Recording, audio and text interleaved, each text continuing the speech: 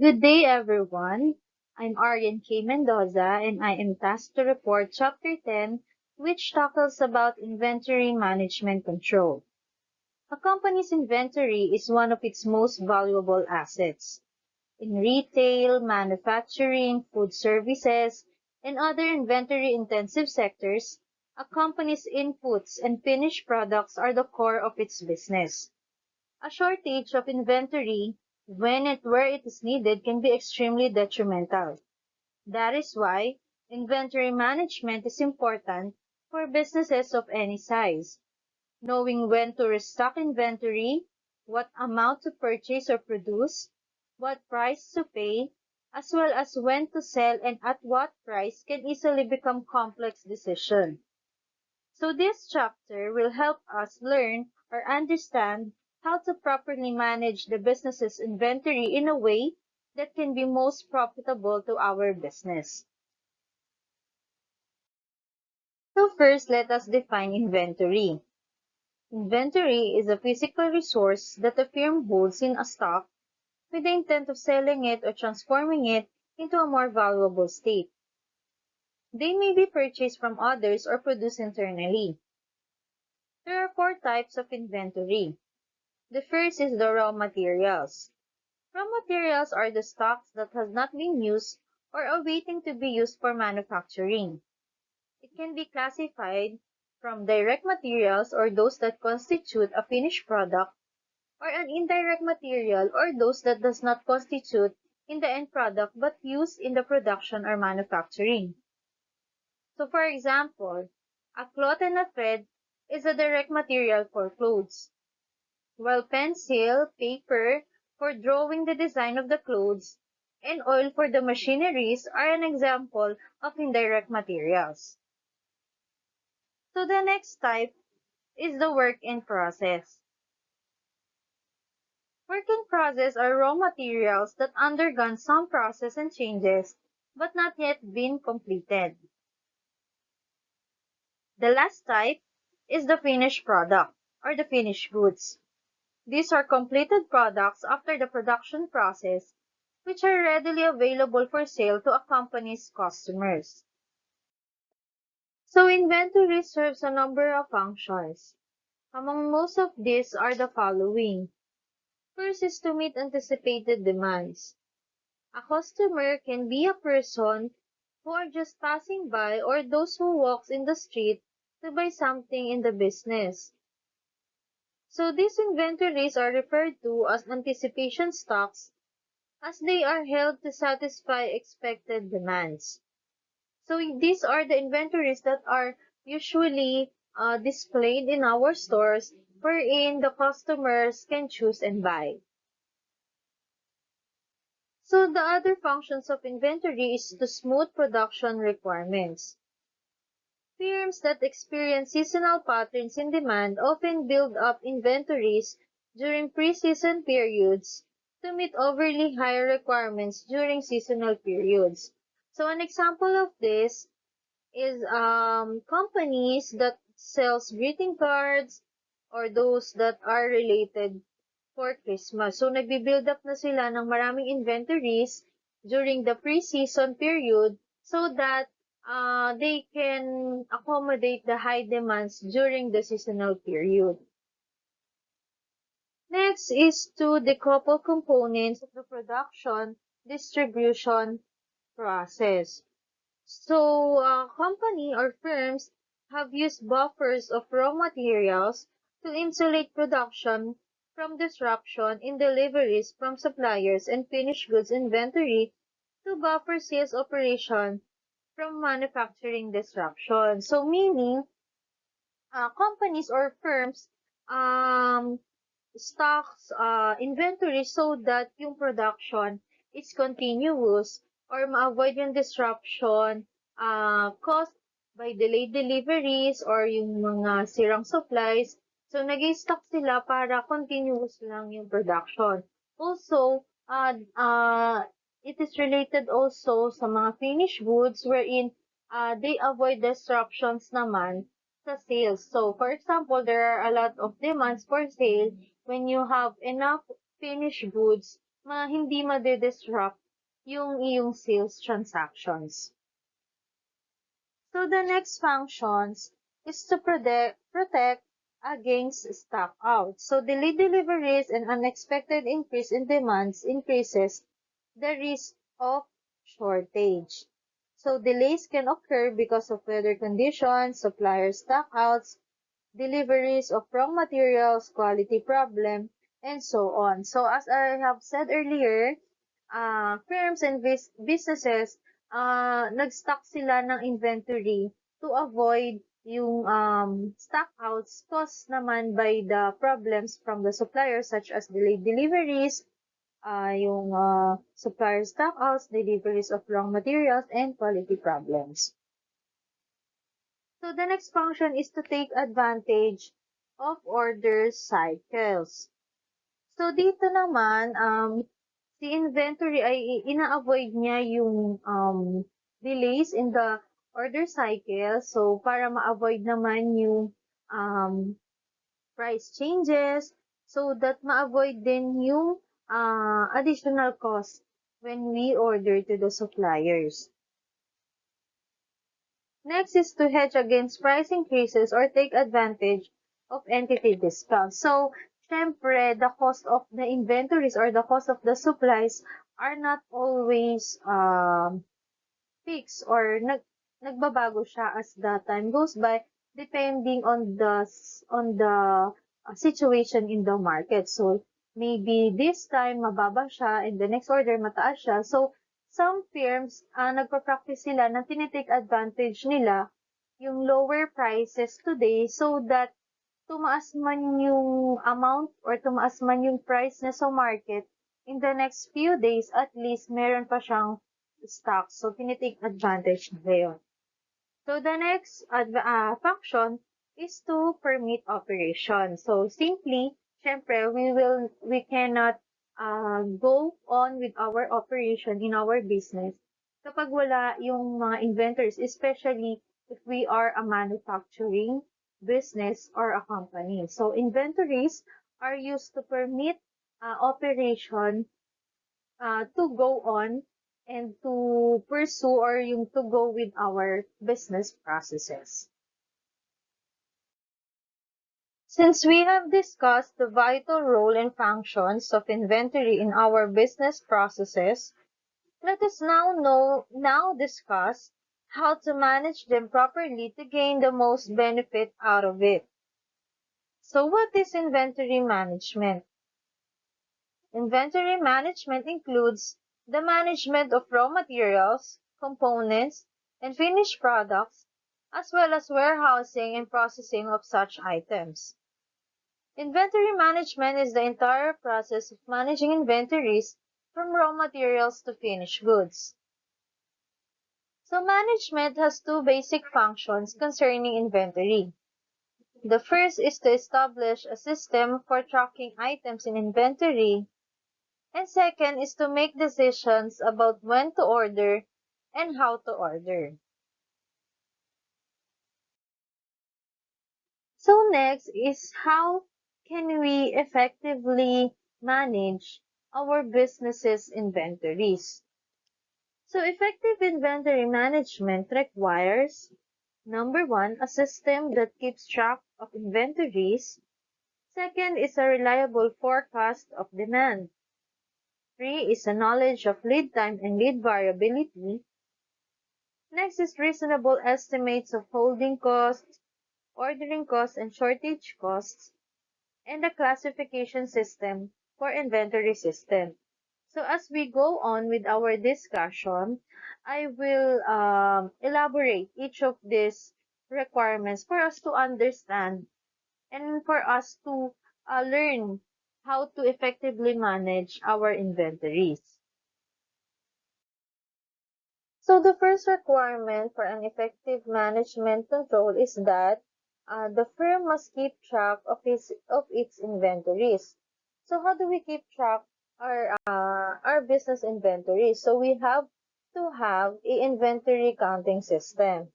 So there are two types or two kinds of inventory system. First is the periodic system or a physical count of items in inventory, which is made at periodic intervals, such as weekly, monthly, in order to decide how much to order for each of them. So in a periodic inventory system, it uses an occasional physical count to measure the level of inventory and cost of goods sold. So this system is applicable or suited for small businesses that have easy to manage inventories or those with low sales values. So the next type of counting system is a perpetual inventory, or a system that keeps track of the removals from inventory continuously, thus monitoring the current level of each item. So the perpetual system keeps track of inventory balances continuously, with updates made automatically whenever a product is received or sold. So businesses with larger inventories or high sales volume and multiple retail outlets need perpetual inventory system. Kasi it's not possible for them, or it would cost them additional costs for them to count their inventories physically. So perpetual inventory is applicable for large businesses which have also a large number of inventories in their stocks. So the next requirement to have an effective inventory management is to have a reliable forecast of demand and lead time information. So first, what is demand forecast? In demand forecast, inventories are used to satisfy demand requirements, so it is essential to have reliable estimates of the amount and timing of demand, while the lead time is the time interval between ordering and receiving the order. So it is important to know this kind of information because it helps the managers to know how much inventories should we order to our suppliers for us to satisfy or suffice with the requirements and demands of the customer. While for the lead time, it is important for the managers to know the lead time because it helps them to estimate when is the right time to order again to our suppliers para hindi tayo magkaroon ng stockouts or shortage. So the managers need to know the extent to which demand and lead time interval might vary, because the greater the potential variability, the greater the need for additional stocks between ordering and receiving to reduce a risk of shortage between deliveries. Okay, so the next requirement for an effective inventory management is to have a reasonable estimate of some cost information. So in making a decision on how much to purchase, operations manager must try to identify the costs which will be affected by their decisions. So here we take a cost perspective and re-examine these components in order to determine which costs go up and which costs go down as the order quantity increases. So what are these costs? First is the holding cost or carrying cost.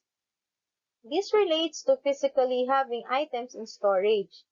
So this cost will includes interest, insurance, taxes, depreciation, obsolescence, deterioration, to carry an item in inventory, spoilage, pilferage, breakage, and warehouse costs, which includes heat, light, rent, and security. So to simplify this, holding or carrying cost is the cost we incur when we store the inventory in our warehouse or in our offices.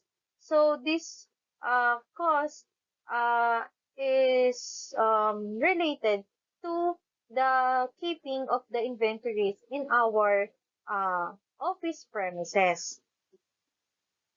Next is the ordering cost. Ordering costs are the cost of ordering and receiving inventory.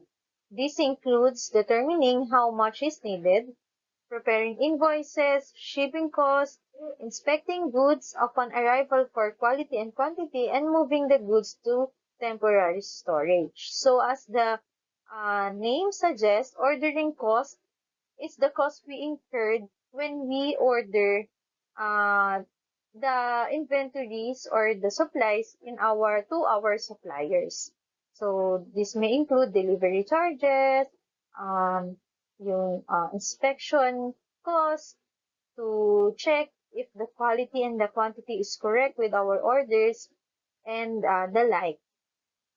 Next is the shortage cost, which is the result when demand exceeds the supply of inventory on hand. So this cost, when demand exceeds, the sub-cost can include the opportunity cost of not making a sale, loss of customer goodwill, supply of inventory on hand, often late charges, and similar costs. So in shortage cost, this includes opportunity cost, which is the cost foregone because we did not make the sale dahil mas malaki or mas maliit yung ating inventory compared to the demand of the customer. So we also account those foregone uh, cost or foregone income na dapat kinita natin, but because we have not enough inventory in our stock, so hindi natuloy yung sale. So ina-account din natin yan. And we have to have a reliable estimate of this cost for those managers para makapag-plan sila, or they can make a better plan, better inventory planning para maiwasan natin yung shortage, and maiwasan natin naman yung ordering, which results naman sa spoilage or pagkasira ng mga inventories natin. So the last requirement to have an effective inventory management is to have a classification system for inventory system. So an important aspect of inventory management is that items held as an inventory are not of equal importance in terms of value or profit potentials, sales or usage volume, or stock out penalties. So it would be unrealistic to devote equal attention to each of these items. Instead, a more reasonable approach would be applicable for us to control efforts according to the relevance or the relative importance of various items in our inventory. So the most common system or approach that we use is the ABC approach. The ABC approach classifies inventory items according to some measure of importance, then allocates control efforts accordingly. Typically, three classes of items are locating control efforts used. First is the A, or the very important items, B, which includes moderately important items, and C for the least important items. So the ABC approach classify your inventory according to what is more important and what are the less important items in the whole inventory. Kasi it is important na maklasify natin siya because as we monitor or count them physically, nag-i-incur din tayo ng cost. So ang goal ni ABC approach is to focus on what is more or what is the most important item in the inventory, and focus there yung pag-monitor and pag-count, while hindi naman natin pinababayaan yung least important, but we will have less attention or we will allocate less cost for them kasi those items naman ay kaya naman natin siyang makuha everywhere since it is less important or less in value. So for us to understand more about how the ABC approach works, so let's watch this video.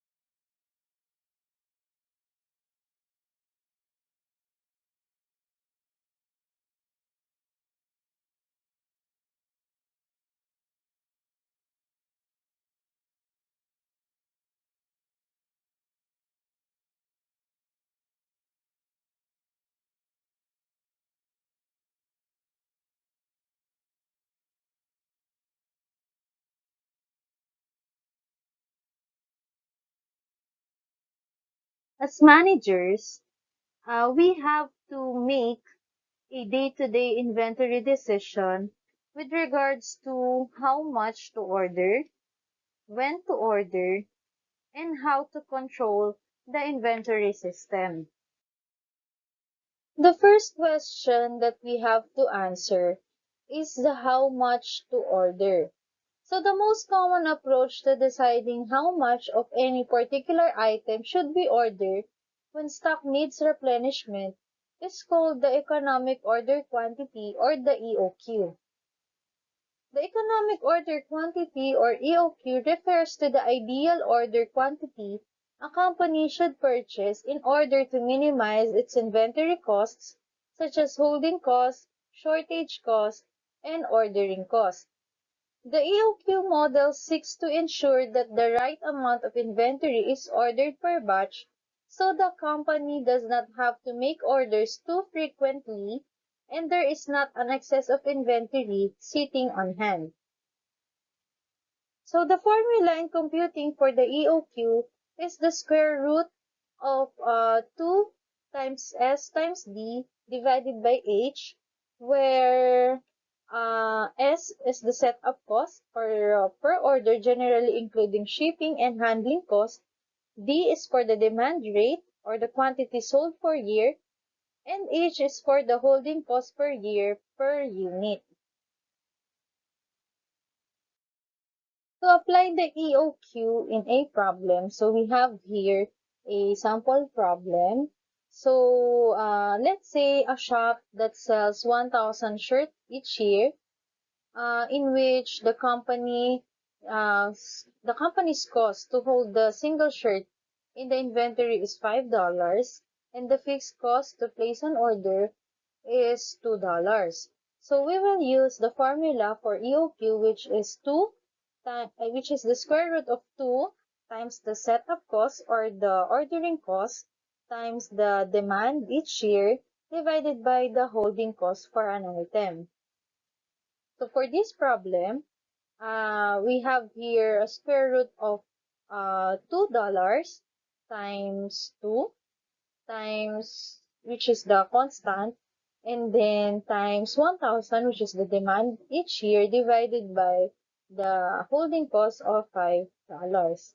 So the EOQ for this problem is 28.3, or let's round it off to whole number, which is 28 t-shirts. So meaning, um, in this problem, the shop should order 28 t-shirts for them to maximize the cost of ordering and holding of the inventory. So this is the um, ideal number of how much t-shirt they should order to the supplier para ma-maximize nila yung cost of ordering and ma-lessen nila yung holding cost.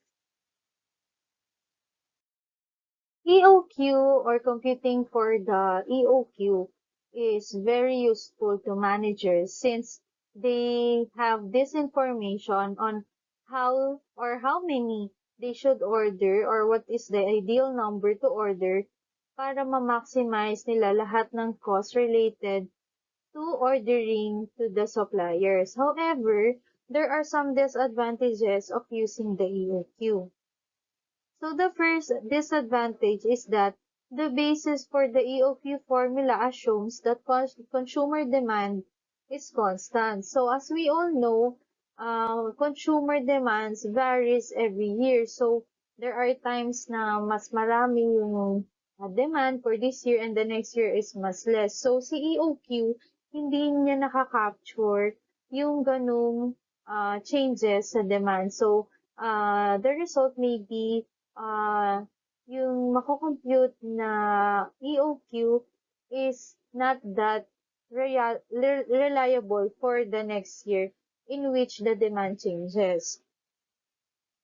The next is the calculation also assumes that both ordering and holding cost remains constant. So, in reality, all cost naman is nagbabago because the cost today would not be its cost for the next year. So, si EOQ hindi ina-assume niya that all cost remains constant Kaya there may be variables or there may be variance, I guess, in the computation for the EOQ kasi hindi na po consider yung mga changes sa demand and also for the costs. However, EOQ is still very useful in inventory planning. So the next important question a manager should answer with regards to inventory management is the question when to order. So dito na papasok yung ating computation for the reorder point. But first, what is reorder point? It is the point when more items are ordered that is usually calculated to ensure that inventory does not run out before the next batch of inventory arrives. So the inventory reorder level is the level of inventory at which more items are ordered, usually calculated to ensure that inventory does not run out before the next batch of inventory arrives. So the purpose of computing for the reorder point is just to know at which level of the inventory should the manager decide na umorder again. So for example, if this kind of or if this level of inventory has been reached, so we have to order again para maiwasan natin yung shortage before the next batch of inventory arrives. So the formula for computing for your order point is the average daily usage rate times the lead time. Lead time was discussed earlier, so it is the number of days between ordering and receiving the items, and then plus safety stock. So we will get the reorder point or the number of units na dapat ma-reach yung inventory natin bago tayo mag-order again sa ating mga suppliers. So for us to fully understand on how to compute for the reorder point and how it will relate to our inventory planning, let's watch this video.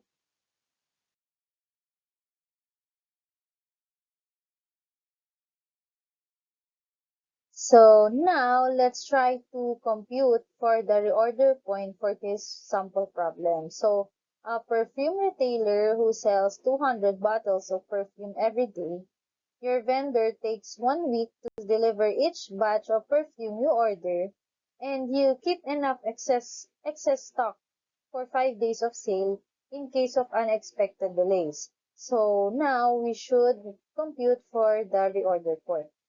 So we will use our formula average daily usage rate times lead time times safety stock to get for the reorder point. So first, our lead time. So since the vendor takes 1 week to deliver each batch of perfume, so that is equivalent to 7 days.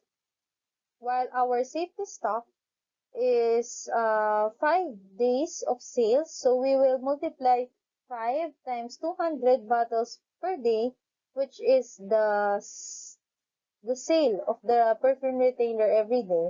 So our safety stock is 1,000 bottles. And to compute for the reorder point, 200 times 7, which is the lead time, plus 1,000 bottle safety stock. So our reorder point is 2,400 bottles. So meaning when our inventory or when the inventory of the perfume retailer reach 2,400 bottles, she or he needs to order again to her suppliers. So that's it. So finally, managers should know how to control the inventory system of the business. So how to control the system? First is to update the stock cards. Every time a transaction takes place, such as the sale of the item, the movement of an item from warehouse to another, or the delivery of an item into a warehouse, the position, the status, and possibly the value of the stock will change. So this information must be recorded so that operations managers can determine their current inventory status at expect. Next is to generate orders or generating orders. So the two major decisions we have described previously, namely how much to order and when to order, can be both made by a computerized stock control system.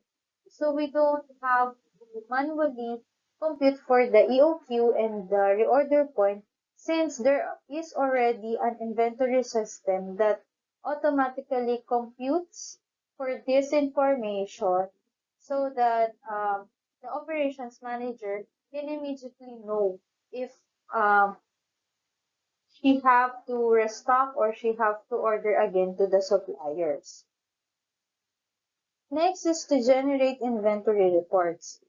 Inventory control system can generate regular reports of stock value for the different items stored, which can help management monitor its inventory control performance.